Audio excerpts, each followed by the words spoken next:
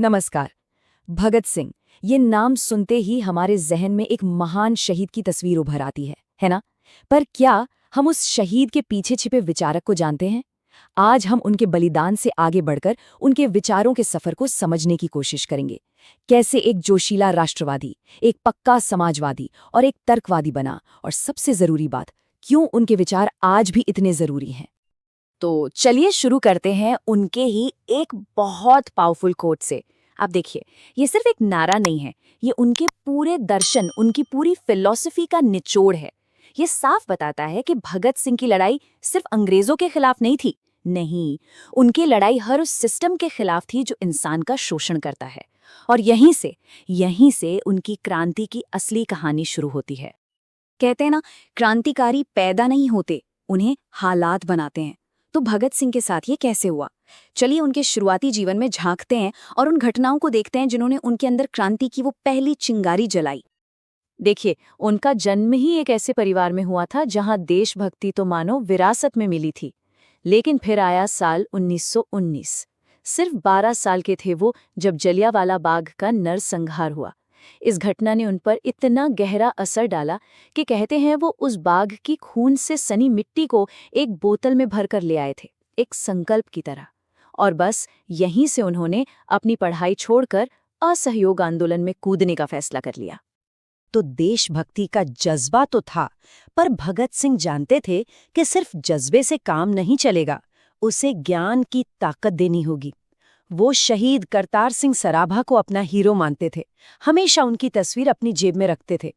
और फिर लाहौर के नेशनल कॉलेज और द्वारकादास लाइब्रेरी ने तो जैसे उनके लिए दुनिया भर के क्रांतिकारी विचारों के दरवाजे ही खोल दिए। अब वो सिर्फ महसूस नहीं कर रहे थे, अब वो समझ रहे थे कि आज़ादी के असल मायने क्या हैं। और अब आते हैं उनके जीवन के सबसे अहम मोड़ पर। ये वो दौर था जब एक जोशीला, एक्शन में यकीन रखने वाला क्रांतिकारी एक गहरे समाजवादी विचारक में बदल गया। और ये सिर्फ कोई स्ट्रैटेजी का बदलाव नहीं था, ये सोच का, विचारधारा का एक पूरा ट्रांसफॉर्मेशन था। शुरुआत में वो हिंदुस्तान रिपब्लिकन एसोसिएशन यानी HRA के मेंबर थे। उस वक्त HRA का मकसद एकदम साफ था, हथियारबंद संघर्ष करके अंग्रेजों को देश से बाहर निकालना। लेकिन बहुत जल्द उन्हें ये एहसास हो गया कि सिर्फ बम और पिस्तौल से क्रांति नहीं आती। जैसा कि उन्होंने खुद लिखा, उनके दिमाग में एक ही आवाज गूंजती थी, अध्ययन करो, स्टडी करो, ताकि तुम अपने मकसद के लिए तर्क से लड़ सको। उन्हें समझ आ गया था कि बिना विचारधारा के कोई भी एक्शन अंधा होता है। और बस यहीं से उनके एक विचारक बनने का असली सफर शुरू होता है। इसके बाद तो उन्होंने पढ़ना शुरू किया, खासतौर पर जेल में। उन्होंने जेल की कोठरी को एक यूनिवर्सिटी बना दिया था। उन्होंने दुनिया भर के इनकलाबों के बारे में पढ़ा, कार्ल मार्क्स, लेनिन, बाकुनिन जैसे विचारकों को पढ़ा।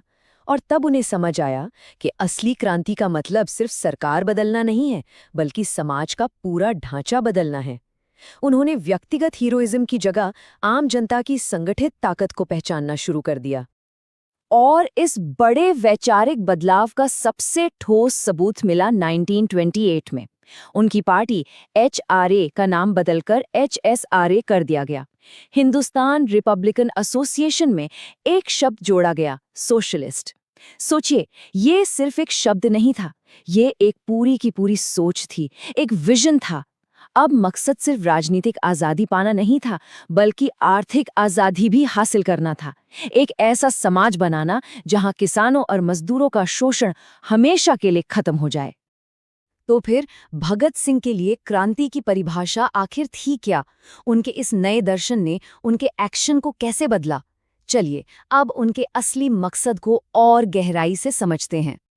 अब बात करते हैं उनके सबसे मशहूर एक्शन की, 1929 का असेंबली बॉम्ब धमाका। देखिए, इसका मकसद किसी को मारना बिल्कुल नहीं था। वो चाहते तो आराम से भाग सकते थे, पर उन्होंने ऐसा नहीं किया। उन्होंने जानबूझकर अपनी गिरफ्तारी दी। क्यों? क्योंकि उनका असली मकसद था अदालत को एक स्टेज बनाना, जहां से वो अपनी सोशलिस्ट विचारधारा का संदेश पूरे देश तक पहुंचा सकें। ये एक सोची समझी राजनीतिक कार्यवाही थी, बहरों को सुनाने के लिए। तो उनकी नज़र में क्रांति क्या थी? ये बम और पिस्तौल का पंथ बिल्कुल नहीं था। उनके लिए क्रांति का मतलब था मौजूदा सिस्टम को जड़ से उखाड़ फेंकना, एक ऐसा समाजवादी समाज बनाना जहां हर तरह का शोषण खत्म हो जाए और असली ताकत यानी सर्वहारा की संप्रभुता मजदूरों और किसानों के हाथ में हो। उनकी सोच का एक और बहुत ही क्रांतिकारी पहलू था उनका तर्कवाद, उनका रैशनलिज्म। अपने मशहूर लेख मैं नास्तिक क्यों हूं में उन्होंने एक बहुत ही बुनियादी सवाल उठाया, धर्म और भगवान के अस्तित्व पर ही सवाल खड़ा कर दिया। उन्होंने साफ साफ तर्क दिया कि अंधी आस्था, ब्लाइंड फेथ, बहुत खतरनाक है। क्यों? क्योंकि ये दिमाग को सुस्त कर देती है और इंसान को प्रतिक्रियावादी बना देती है। उनका मानना था कि तरक्की के लिए हर पुरानी मान्यता पर सवाल उठाना, उसकी आलोचना करना और उसे तर्क की कसौटी पर परखना बेहद जरूरी है। और यही तर्कवादी सोच उन्हें एक पक्का धर्मनिरपेक्ष बनाती थी। वो सांप्रदायिकता को भी उतना ही बड़ा दुश्मन मानते थे जितना कि अंग्रेजी हुकूमत को। वो जानते थे कि अंग्रेजों की फूट डालो और राज करो की नीति का जवाब सिर्फ और सिर्फ सांप्रदायिक एकता से दिया जा सकता है। इसीलिए तो उनकी बनाई नौजवान भारत सभा ने हिंदू, मुस्लिम, सिख सबके लिए एक साथ बैठकर खाना खाने जैसे कार्यक्रम चलाए ताकि जाति और धर्म की दीवारें टूट सके। तो आखिर में भगत सिंह की विरासत क्या है? क्या सिर्फ एक शहीद की? नहीं, उनकी असली विरासत उनके बलिदान से कहीं ज्यादा बड़ी है। वो उनके विचारों में जिंदा हैं, वो विचार जो आज भी उतने ही रेलेवेंट हैं। अगर हम उनके पूरे चिंतन को समेटें तो 4 बड़े स्तंभ सामने आते हैं। पहला, साम्राज्यवाद का जबरदस्त विरोध। दूसरा, अटूट धर्मनिरपेक्षता यानी सेक्युलरिज्म। तीसरा, समाजवाद के लिए पूरी प्रतिबद्धता।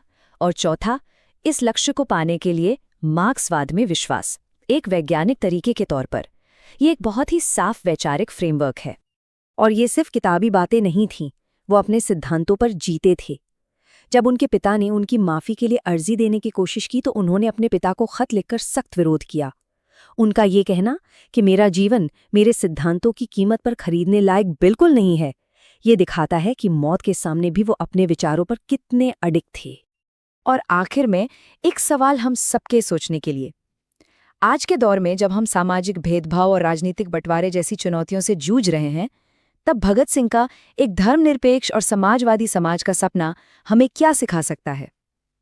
ये एक ऐसा सवाल है जो आज भी उतना ही जरूरी है जितना तब था।